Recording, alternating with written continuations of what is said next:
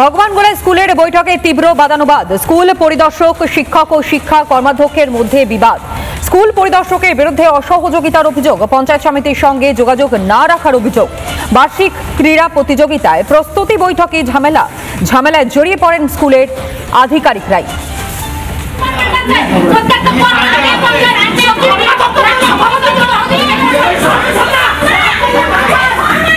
আমাদের পঞ্চায়েত সমিতি যে স্থায়ী সমিতি আছে আমরা একটা, সেটাকে পুরো এরিয়া চলে, কারণ এটাকে এক কথায় মানতে চাই না। আমরা বিভাগীয় এর আগে অনেকবার আমরা বিডিও সাহেবকে জানিয়েছি, বিডিও সাহেব এসআই ম্যাডামকে আমাদের সামনে ডেকে বলেছে, বুঝিয়েছে, কিন্তু কোনোটাই শোনা হয় না। আজকেও যে একজন দ্বিতীয় ব্যক্তিকে দিয়ে ফোনটা করাচ্ছে, সেটা আমরা বিডিও সাহেবকে কিন্তু জানিয়েছি প্রথমেই যে এই ব্যাপার। তবু আমরা সেইখানে যে আমাদের সঙ্গে যে ব্যবহারটা করলো, এই ব্যবহার আমরা আশা করি না, কারণ ওরা বলতে চাইছে আমরা স্থায়ী সমিতি কি আছে, পঞ্চায়েত সমিতি, সেটা আমরা জানি না, আমরা মানি না।